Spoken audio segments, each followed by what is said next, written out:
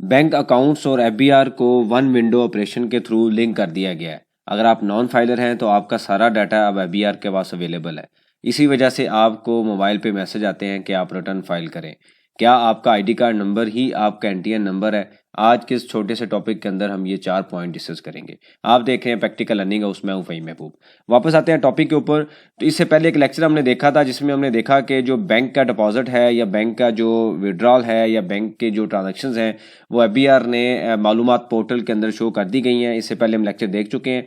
अब सबसे पहले हम एक एक्सक्लूजन देखते हैं कि 165 जो सेक्शन है उसके मुताबिक कुछ सर्टन इन्फॉर्मेशन है जो बैंक ने शेयर करनी है एफबीआर के साथ। अब इससे पहले शेयरिंग रेशो थी, यानी कि डिफरेंट टाइम पे, इंटरवल पे, टाइम पीरियड पे शेयर किया जाता था, ऑन रिक्वायरमेंट शेयर किया जाता था। अब क्या हुआ है कि बैंक और एफबीआर का जो डाटा है इसको आपस में लिंक कर दिया गया है। मतलब जैसे ही उस थ्रेशोल्ड से ऊपर डाटा निकलेगा तो एफबीआर के पोर्टल पे ऑटो डाटा अपडेट होगा और वो डाटा बैंक की जो बैंक अकाउंट्स है उनसे लिया जाएगा। यानी कि ईआरपी और जो एआई के थ्रू उसको ऊपर काम किया गया है और वन विंडो ऑपरेशन के थ्रू इसको कनेक्ट कर दिया गया है। अब इशू ये है कि अगर आप नॉन फाइलर हैं तो बैंक 3 डिफरेंट इलेक्ट्रॉनिक फॉर्म के थ्रू आपका जो डाटा है वो एफबीआर को रिपोर्ट करेगा। पहला फॉर्म क्या है कि आपकी जो अकाउंट की इंफॉर्मेशन है सारी के सारी, ID card number, address, phone number वगैरह सारा अवेलेबल होगा। कितने आपके अकाउंट हैं किसी भी बैंक में वो सारे एफबीआर के पास रिपोर्ट होंगे। उसके बाद अगला पॉइंट है क्रेडिट कार्ड का जो डाटा है वो एक सर्टन लिमिट से ऊपर अगर निकलता है तो एफबीआर फाइलर के केस में रिपोर्ट करता है। नॉन फाइलर के केस में अभी हम देखते हैं कि कितना रिपोर्ट करेगा। उसके बाद अगर आपने कोई लोन लिया हुआ है तो उसका डाटा भी एफबीआर रिपोर्ट करेगा। अब इसके ऊपर सर्टन एक्सक्लूजन है। ये मैंने इनकम टैक्स रूल से जो फॉर्म है निकालने हैं। ये ऑल्दो ये रूल्स पुराने थे लेकिन अब डिफरेंट टाइम पे काम किया गया, डिफरेंट अदारों को कनेक्ट किया गया, वन विंडो ऑपरेशन बनाया गया। तो अब ये इलेक्ट्रॉनिक फॉर्म हो चुका है, मैनुअल काम खत्म है। मतलब जो बैंक में इंफॉर्मेशन अवेलेबल है एफबीआर के पास भी सेम इंफॉर्मेशन अवेलेबल होगी। यहाँ पे आप देखें तो उन्होंने कहा हुआ है कि किस तरीके से इंफॉर्मेशन रिपोर्ट होनी है। और एक इसमें एक्सक्लूजन है, वो क्या है कि अगर तो आप एनटीएन होल्डर हैं और आपका नाम जो एक्टिव टैक्स पे लिस्ट में आ रहा है तो फिर एक सर्टन थ्रेशोल्ड है, उस अमाउंट के बाद आपका जो डाटा है वो रिपोर्ट किया जाएगा। उस जो अमाउंट है वो 165 सेक्शन के अंदर लिख तो गई है कि इस तरीके से अगर 10 मिलियन से ऊपर डिपॉजिट है तो वो रिपोर्ट किया जाएगा।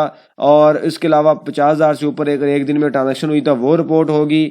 और इसी तरीके से कोई प्रॉफिट की डिडक्शन है, टैक्स की डिडक्शन है तो वो रिपोर्ट होगी। इसके बाद वाले लेक्चर में हम ये देखेंगे कि ये जो रूल है ये भी फॉलो नहीं हो रहा। मतलब ये जो लिमिट है ये बराए लिमिट है, इसके बियॉन्ड जो डाटा है वो रिपोर्ट हो रहा है। डिटेल लेक्चर स्टडी करेंगे, उसमें देखेंगे कि फाइलर के लिए भी डाटा किस तरीके से रिपोर्ट हो रहा है। क्योंकि आज का टॉपिक जो था नॉन फाइलर के लिए स्पेसिफिक है, तो इस वजह से अगर आप कोई भी अकाउंट मैनेज कर रहे हैं तो अब आप ये मत समझें कि आपका डाटा एफबीआर के पास नहीं है। ऐसा नहीं है, सारा डाटा उनके पास अवेलेबल है। अब एक जो कॉन्सेप्ट होता है कि सीएनएसी ही एनटीएन है। हम क्या करते हैं, सीएनएसी की बेस पे टैक्स में रजिस्टर्ड होते हैं और एनटीएन नंबर लेते हैं।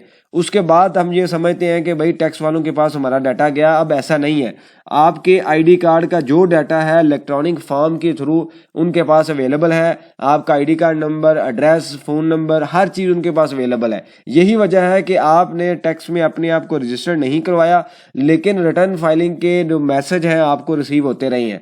तो आप अगर आपके अकाउंट में कोई टैक्सेबल इनकम है और आप ट्रांजेक्शन्स कर रहे हैं और अपने आप को रजिस्टर नहीं करवा रहे तो अब आप केयरफुल रहें। सारा डाटा बैंक के पास, एफबीआर के पास अवेलेबल है। कुछ ऐसे केसेस भी रिपोर्ट हुए हैं कि डायरेक्टली बैंक के साथ कनेक्ट मतलब जो अगर जो टैक्सेबल इनकम है और हिस्ट्री ऑफ ट्रांजैक्शन चल रही है लेकिन एनटीएन नहीं है तो डायरेक्टली बैंक को लेटर लिख के उनके अकाउंट का डिमांड नोटिस या ड्राफ्ट बना दिया गया है कि आप अपने आप को उनको रिमाइंडर भेजे गए कि आप रजिस्टर्ड हो, लेकिन वो रजिस्टर्ड नहीं हुए तो एफबीआर ने एक्शन लिया, उनके अकाउंट में से जो भी बैलेंस था उसका पे ऑर्डर बनवा लिया। तो आप लिहाजा अगर आपकी कोई ट्रांजेक्शन टैक्सेबल है और आप रजिस्टर्ड नहीं है तो फौरी तौर पर अपने आप को रजिस्टर्ड कराएं और ताकि जो फ्यूचर के कॉन्सिक्वेंसेज हैं उनसे आप बच सकें।